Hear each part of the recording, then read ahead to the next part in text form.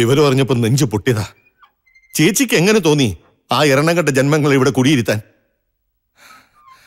അച്ഛന്റെ ആത്മാവ് പൊറുക്കുവോ? പറ. മതി ഭദ്ര, ഈ ആത്മാക്കളുടെ കഥ പറച്ചില്ലേ. മരിക്കാൻ പോകുന്ന എന്റെ ആത്മാവിന് ശാന്തി കിട്ടണമെങ്കിൽ എന്റെ മോനോട് ചെയ്തിട്ടുള്ള തെറ്റുകളൊക്കെ തിരുത്തേണ്ടിയിരിക്കുന്നു. അത് ശരി. അപ്പോ ചേച്ചി ചെയ്ത തെറ്റെല്ലാം തിരുത്താൻ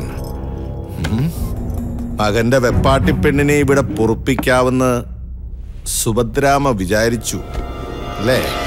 ഭദ്ര, നിന്റെ നാക്കിന് ശൗര്യം കൂടണം. ഇങ്ങനെ ഒച്ച വെച്ച് എന്നെ അങ്ങ് വിറപ്പിക്കാമെന്ന് വാഴുംകോവിലത്തെ സുഭദ്രാമ വിചാരിച്ചാ അത് വെറുതെയാ. തെറ്റി. ഇത് ഭദ്രനാ, വാഴുംകോവിലടത്തെ ഭദ്രം തമ്പുരാൻ.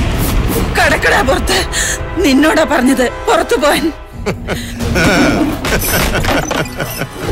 വാഴുംകോവിലിടത്തെ രാജശേഖരൻ തമ്പുരാന്റെ മകൻ ഭദ്രനോട് കൽപ്പിക്കാൻ മാത്രം നിങ്ങളുടെ നാക്കിന് മൂർച്ച വന്നോ? നിഴൽ പോലെ നിങ്ങളുടെ കൂടെ നടന്നവനായി ഭദ്രൻ.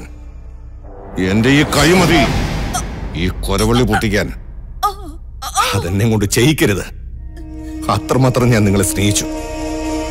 നിങ്ങളുടെ പട്ടാളക്കാരൻ മോൻ തിരിച്ചു വരുമെന്ന് പറഞ്ഞുള്ള ഈ കാത്തിരിപ്പില്ലേ, അത് വെറുതെയാ. അവനെ അപമൃത്യു ദോഷമാണ്.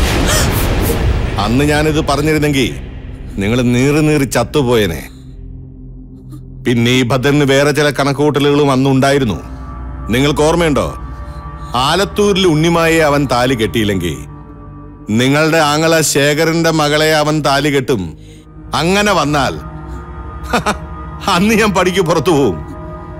നിങ്ങളും ശേഖരന്റെ മകളും കൂടി ഒന്നാകും. അങ്ങനെ നിങ്ങൾ ഒരമ്മ മക്കള് വാഴുംകോവിലിടം മൊത്തത്തിൽ അങ്ങോട്ട് വാഴും. അപ്പോ നിങ്ങളുടെ മകൻ അന്ന് പറഞ്ഞതുപോലെ ഈ വെളുത്തേടത്തിയുടെ മകൻ എന്തു വില?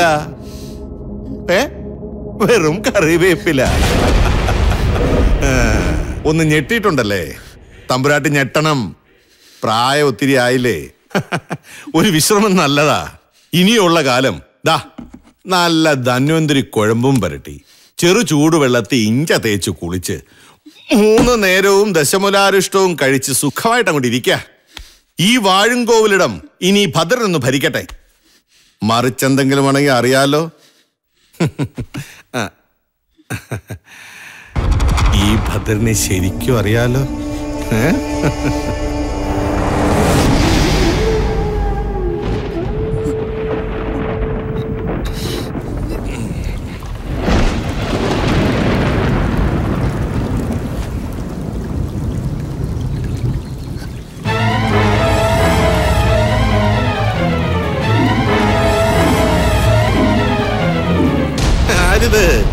വാഴുംകോവിലെടുത്ത പുതിയ തമ്പുരാട്ടി അമ്മയോ? വരണം വരണം.